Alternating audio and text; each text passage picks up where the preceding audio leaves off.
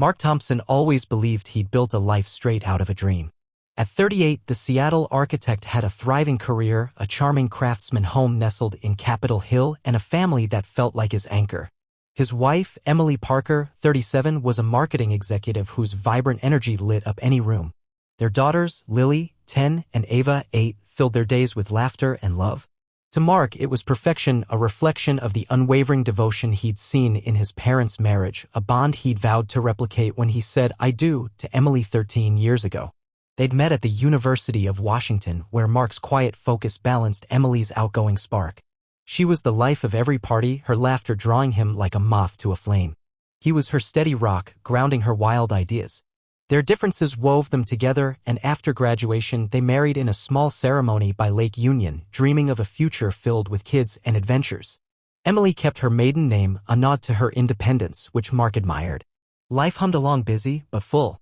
Lily and Ava became their world, their giggles echoing through the house during weekend pancake mornings. But dreams, Mark would learn, could hide cracks. On a rainy Thursday evening in March, as Seattle's drizzle tapped the windows, Emily was in the shower, her phone buzzing on the kitchen counter. Mark, stirring pasta for dinner, glanced at it, expecting a work notification. Instead, a text from Ryan glowed on the screen, "Miss you already. Last night was fire." His stomach lurched. Heart pounding, he swiped through the thread, months of flirty messages, suggestive emojis, and plans for drinks at hotels. Each word was a dagger, slicing through the life he thought he knew. When Emily emerged, wrapped in a towel, Mark's voice was low but sharp. "Who's Ryan?" Her face froze, eyes darting to the phone in his hand. For a moment, silence hung heavy, broken only by the hiss of boiling water. Then she sighed, tossing her wet hair. "Okay, Mark, let's not make this a thing. Ryan's just a friend. It's been going on for a couple of years. It's physical, not emotional." Mark's jaw tightened, his mind reeling. "A couple of years?" he repeated, voice cracking. Emily stepped closer, her tone casual, as if discussing groceries. "Look, I love you. I love our life. But I need this. Why don't we open our marriage? We can both have freedom and keep our family intact." The words hit like a slap. Open their marriage? The vow he'd held sacred, the one he'd built his life around, was just a suggestion to her? Mark's childhood flashed before him, his parents' quiet evenings, their hands intertwined, their love a fortress. He wanted that for Lily and Ava, for himself. Now Emily stood there, dismantling it with a shrug. "You're serious," he said, more to himself than her. She nodded, unfazed. "It's modern, Mark. We can make it work." He turned away, the pasta forgotten, his appetite gone. "I need to think," he muttered, retreating to the living room, where Lily and Ava's drawings hung on the wall, mocking his shattered illusion. Sleep eluded him that night. By morning, Mark was resolute he wouldn't let Emily's betrayal destroy his daughter's stability. He booked a consultation with Karen Wells, a sharp divorce attorney recommended by a colleague. Karen's office, tucked in a sleek downtown building, smelled of coffee and leather. She listened as Mark poured out his pain, her pen scratching notes. "Washington's a no-fault divorce state," she explained, her voice steady. "Infidelity doesn't sway the court. If you divorce, Emily, as the mother, is likely to get primary custody, the house, and alimony unless you prove she's unfit. And if you try to kick her out, she could claim a hostile environment, forcing you to leave." Mark's fists clenched. "So I'm screwed because she cheated?" Karen's eyes softened. "Not necessarily. Document everything, her absences, neglect of the kids. Build a case. But for now, staying might be your best bet to protect Lily and Ava." The advice stung, but Mark saw the logic. Losing his girls wasn't an option. Back home, he faced Emily, who was sipping coffee at the kitchen island, scrolling her phone. "I'm not agreeing to an open marriage," he said flatly. "But I'm staying for the kids." Emily raised an eyebrow, unfazed. "Suit yourself. I'm not changing my life for you." Her words were a fresh wound, but Mark swallowed his anger. He wouldn't let her see him break. Over the next weeks, their home turned into a battlefield of silence. Emily left for work dinners, her perfume trailing as she breezed out the door, a gym bag slung over her shoulder. Mark knew she was meeting Ryan, a trainer she'd mentioned casually before. The betrayal gnawed at him, but he focused on Lily and Ava, helping with homework, reading bedtime stories. Their giggles were his lifeline. To cope, he joined a running club, pounding the pavement at dawn, the Seattle skyline blurring through his sweat. The runs cleared his mind, and he began to plan. One Saturday, Mark took the girls to an RV show, their eyes wide at the gleaming campers. "Can we go camping, Daddy?" Ava begged. Grinning, he nodded, picturing escape from the tension at home. He bought a used Grand Design Transcend, a 35-foot trailer with bunk beds for the girls and a queen for him. It cost $40,000, a dent in his savings, but worth every penny. Emily scoffed when she saw it parked in the driveway. "What's this, your midlife crisis?" she teased, smirking. Mark met her gaze. "It's for the girls. You wouldn't get it." Her smirk faded, and for the first time he saw a flicker of unease in her eyes. At the running club, Mark met Sarah Miller, Emily's best friend since college. Sarah, 35, was a warm, quick-witted pediatric nurse with dark hair and a knack for making Lily and Ava laugh. Over coffee after a run, she sensed Mark's strain. "You okay?" she asked, her blue eyes searching.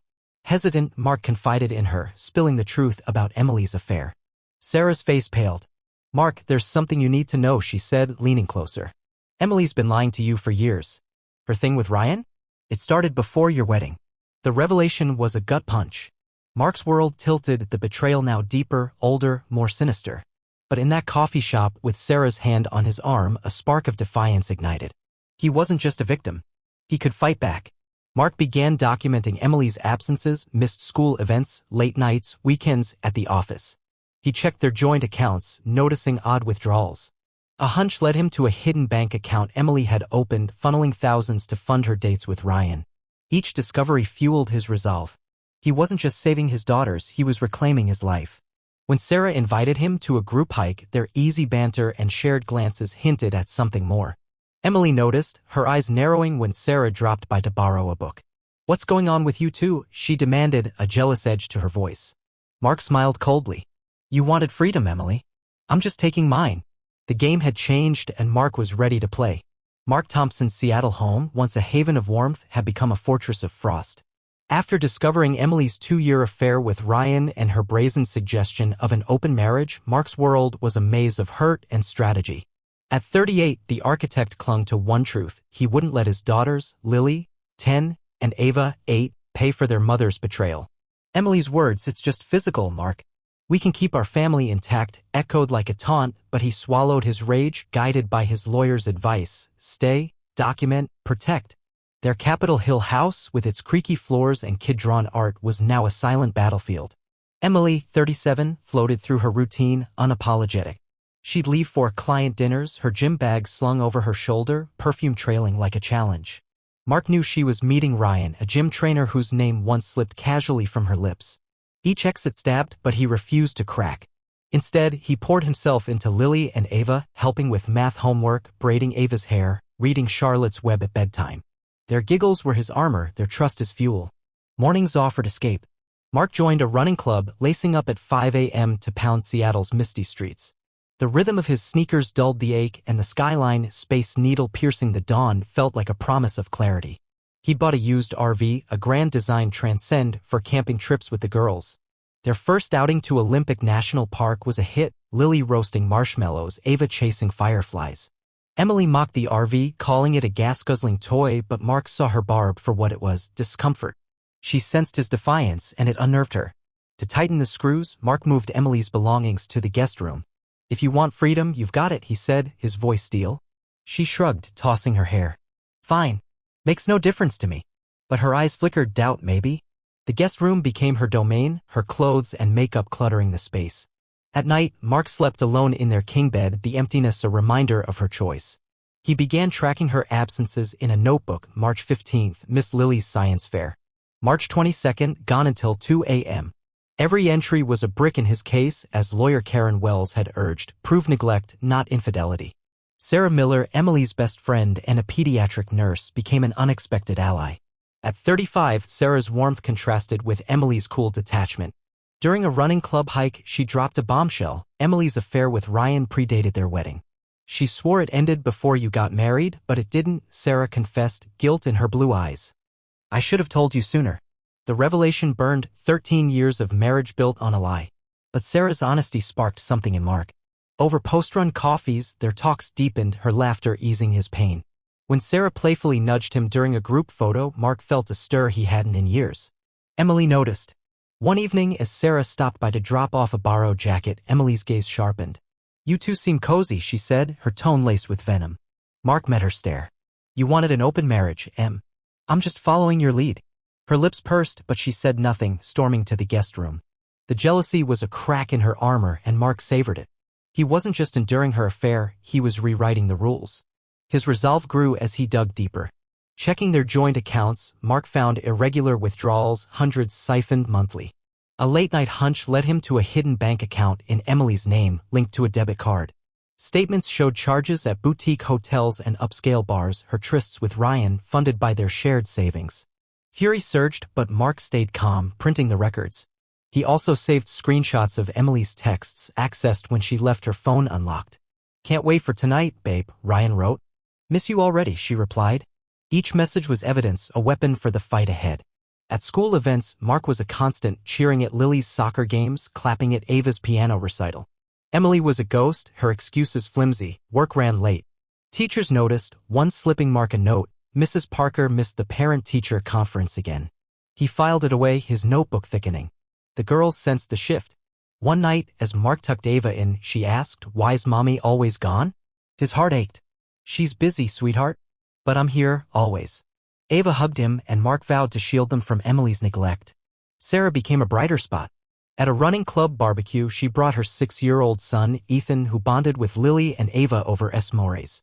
Watching Sarah laugh with the kids, Mark felt a pull. When she invited them to a local fair, he said yes. The day was magic, cotton candy, Ferris wheel rides, Sarah's hand brushing his.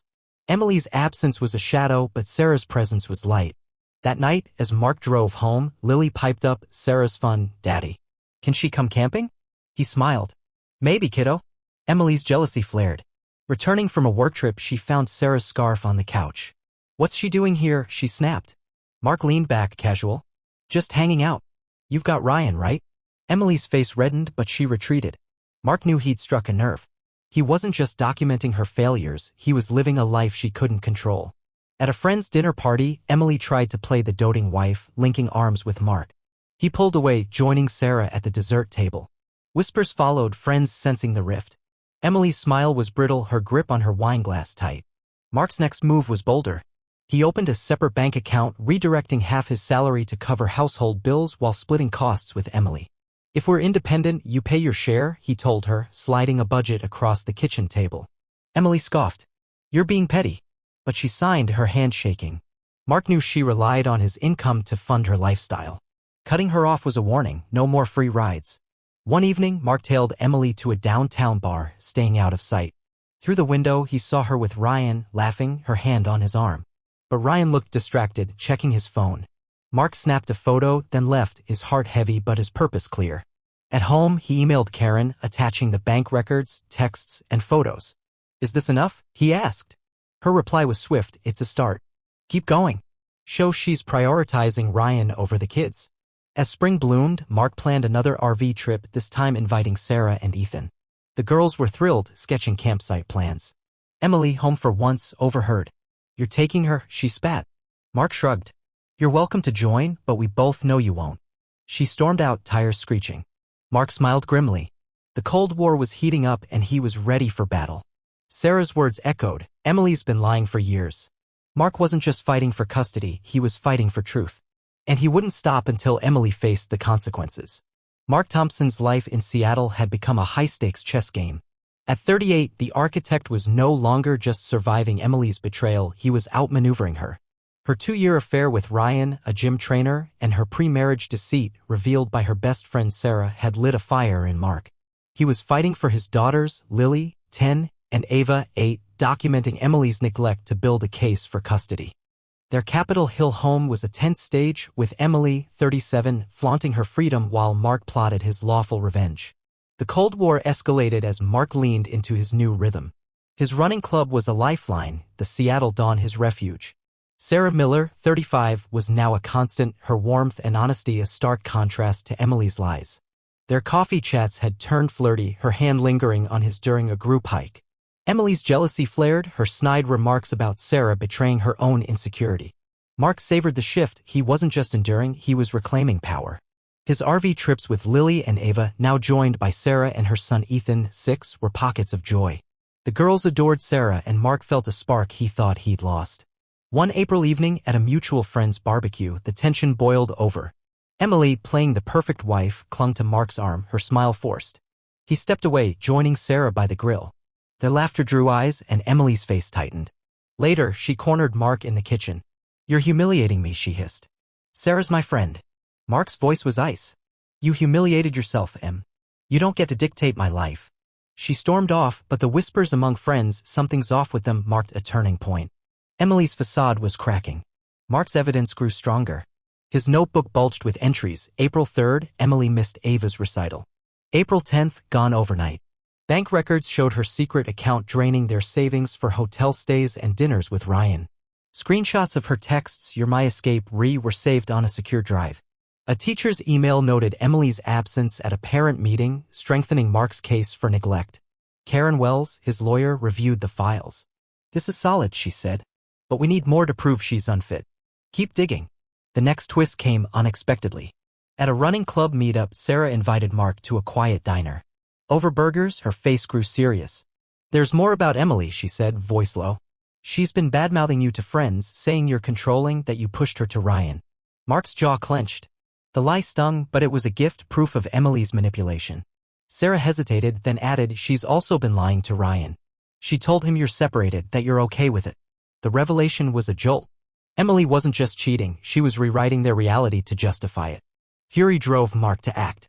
He tracked Ryan to his gym, a sleek spot in Belltown. Posing as a potential client, Mark booked a consultation. Ryan, mid-30s with a cocky grin, was all charm until Mark dropped the act. "I'm Emily's husband," he said, voice steady. "She's lying to you. We're not separated." Ryan's grin faded, his eyes darting. "Look, man," she said, it was casual. "I'm seeing other people, she's too intense." Mark recorded the exchange on his phone, hidden in his pocket. "You're done with her, then?" he pressed. Ryan shrugged. "Pretty much." The admission was gold. Emily's lover was bailing, and Mark had it on tape. Back home, Mark confronted Emily with the recording. In their living room, as rain pattered outside, he played Ryan's words. Her face paled, then reddened. "You spied on me?" she shouted. Mark crossed his arms. "You lied to everyone, Ryan, our friends, me. You're done controlling this narrative." Emily's eyes welled, but her voice was venom. "You'll regret this, Mark." She stormed to the guest room, slamming the door. Mark knew he'd struck deep. Her desperation was showing. The stakes rose at a school fundraiser where Mark and Sarah volunteered, their chemistry obvious. Emily, forced to attend for appearances, seethed as parents praised Mark's involvement. During a silent auction, a friend, Claire, pulled Mark aside. "Emily's been telling people you're the problem," she whispered. "I didn't buy it, you're always with the girls." Claire's support was another weapon. Mark thanked her, then caught Emily's glare across the room. He smiled, knowing her lies were unraveling. Sarah's role grew bolder. At a fair with the kids, she and Mark shared a Ferris wheel ride, their hands brushing. Lily, watching, grinned. "Are you and Sarah dating, Daddy?" she asked later. Mark chuckled, dodging, but the question lingered. He cared for Sarah, but guilt nagged. Dating Emily's friend felt like crossing a line. Over dinner at a cozy Finney Ridge bistro, he confessed to Sarah. "I want this," he said, gesturing between them. "But it's complicated." Sarah's smile was soft. "I'm not Emily. I'm here for you, not drama." Her words eased his doubt, and they kissed, a quiet promise. Emily's reaction was explosive. Finding Sarah's earrings in the RV after a camping trip, she confronted Mark in the driveway. "You're sleeping with her?" she screamed, loud enough for neighbors to peek. Mark stayed calm. "You've got Ryan. I've got my life. Deal with it." Emily threw the earrings, tears streaming. "You're ruining everything," she yelled, fleeing inside. Her outburst was a victory, her control was slipping, and Mark was ready to push harder. He doubled down on evidence. A school counselor's report noted Lily's sadness over Emily's absences, a damning addition to his file. Mark also found a hotel receipt in Emily's purse, carelessly left on the counter, $300 for a night with Ryan. He scanned it, adding it to his arsenal. Karen was impressed. "This could sway a judge," she said. "But we need a knockout punch, something undeniable." Mark nodded, his mind racing. The final twist came at a friend's wedding. Emily, tipsy, cornered Sarah, accusing her of betrayal. Sarah, unflinched, fired back, "You betrayed Mark years ago. He deserves better." Guests overheard and the room buzzed. Emily, humiliated, fled the venue. Mark, watching from afar, felt a surge of triumph. The truth was spreading, and Emily's lies couldn't hold. As he drove home with Sarah, her hand in his, he knew the endgame was near. Emily's world was collapsing, and Mark was ready to deliver the final blow, a lawful reckoning that would protect his girls and expose her for who she was. Mark Thompson's fight for his daughters, Lily, 10, and Ava, 8, had reached a boiling point. At 38, the Seattle architect had transformed his pain into precision, exposing his wife Emily's web of lies. Her affair with Ryan, a gym trainer, stretched back before their marriage, funded by a secret bank account. With Sarah, Emily's best friend turned ally, by his side, Mark had built a fortress of evidence: texts, bank records, school reports, and Ryan's recorded confession that Emily's casual fling was a delusion. Emily's public outburst at a wedding had cracked her facade, and now, in their Capitol Hill home, the air crackled with endgame tension. Mark filed for divorce in May, his heart pounding as he signed the papers. Karen Wells, his lawyer, laid out the strategy: seek primary custody and the house, proving Emily's neglect made her unfit. Washington courts favor mothers, Karen warned, but your evidence is strong. We'll show she prioritized her affair over the kids. Mark's notebook, pages of Emily's absences, missed recitals, and late nights, was his weapon. A school counselor's report noted Lily's emotional struggles. A teacher's email flagged Emily's no-shows. The hidden bank account, draining thousands for hotel trysts, painted her as reckless. Ryan's recording was the clincher. He'd called her clingy, exposing her lies about their open marriage. Emily, blindsided, tried to claw back control. One evening, as Mark helped Ava with homework, Emily swept into the kitchen, her eyes soft, her voice honeyed. "Mark, we can fix this," she said, touching his arm. "For the girls." He pulled away, his gaze cold. "You had years to fix it. We're done." Her mask slipped, desperation flashing. "You'll lose them," she warned, voice low. "Courts always side with moms." Mark's jaw tightened. Not this time. Emily's plea was a last-ditch act, and he saw through it. She'd moved back to their bedroom weeks ago, claiming it was for appearances, but Mark slept on the couch, unyielding. The court date loomed, and Mark's resolve hardened. He and Sarah, now openly dating, kept their focus on the kids. At an RV camping trip in the Cascades, Sarah and her son Ethan, 6, joined Lily and Ava for a weekend of hiking and stargazing. The girls' laughter, echoing through the pines, was Mark's anchor. Ava, cuddling close, whispered, "Is Sarah our new mom?" Mark hugged her. "She's our friend, kiddo. And she loves you." Sarah, overhearing, smiled, her hand squeezing his. Emily's absence was glaring. She'd skipped the trip, citing work. Mark snapped a photo of the kids' happy faces, another piece for the judge. Emily's desperation peaked. At a school play where Lily starred as a tree, Mark and Sarah cheered from the front row. Emily arrived late, slipping into a back seat. Afterward, she cornered Mark in the parking lot, her voice trembling. "You're turning everyone against me," she accused. "Even my own kids." Mark's eyes narrowed. "You did that yourself, Em. You chose Ryan over them." She flinched, tears welling, but Mark walked away, Lily's hand in his. The confrontation fueled him. Emily was unraveling, and the truth was his sword. In court, a sleek King County courtroom, the battle ignited. Karen presented Mark's case with surgical precision. Emily's absences, the counselor's report, the bank records showing $12,000 funneled to her affair. A teacher testified via affidavit that Emily missed every parent meeting for 2 years. Ryan's recording played, his voice casual, "She's too intense. I'm done." The judge, a stern woman in her 50s, listened, her pen scratching. Emily's lawyer, a slick attorney named Gregson, countered, painting her as a devoted mother overwhelmed by work. He called Emily to the stand, where she dabbed her eyes, claiming, "I love my girls." Mark's blowing this out of proportion. Mark's stomach churned, but Karen was ready. She cross-examined Emily, holding up hotel receipts. "Were you working at the Fairmont Olympic on March 8th, spending $300? Emily stammered, "I had a meeting." Karen pressed, "With Ryan, correct?" While Lily's science fair went unattended. The courtroom buzzed. Emily's composure cracked, her voice shrill. "I'm human. I made mistakes." The judge's frown deepened, and Mark felt a surge of hope. A curveball came late. Gregson produced a witness, a coworker claiming Emily was always talking about her kids. Karen countered with Claire, a family friend who testified Emily skipped Ava's piano recital for a spa day. Claire's voice was steady, "Mark's the one at every event. Emily's barely around." The judge nodded, scribbling. Mark's final card was a letter from Lily, written for a school project, read aloud by Karen. "Dad's always there when I'm sad. I wish Mom was, but she's busy." The words hung heavy, and Emily bowed her head, tears falling. The judge deliberated for a week, an eternity for Mark. He kept busy, taking the girls to Pike Place Market with Sarah, their laughter a bomb. Emily, holed up in the guest room, grew quiet, her bravado gone. When the ruling came, Mark sat in Karen's office, heart racing. The judge awarded him primary custody and the house, citing Emily's consistent neglect and financial irresponsibility. Emily got visitation, 1 weekend a month, and was ordered to pay child support. She had 60 days to move out. Mark exhaled, relief flooding. He'd won not just the house but his girl's future. Emily's world collapsed. She packed in silence, her eyes hollow. At the RV, where Mark and the kids planned their next trip, Lily asked, "Will Mom be okay?" Mark hugged her. "She'll figure it out, sweetheart. We're okay." Sarah, beside him, squeezed his hand. The victory was bittersweet. Emily's choices had cost her everything, but Mark's focus was forward. He'd exposed her lies without malice, letting truth and evidence speak. As he drove to Sarah's for dinner, the Seattle skyline glowing, Mark felt a weight lift. The reckoning was over and a new chapter was beginning.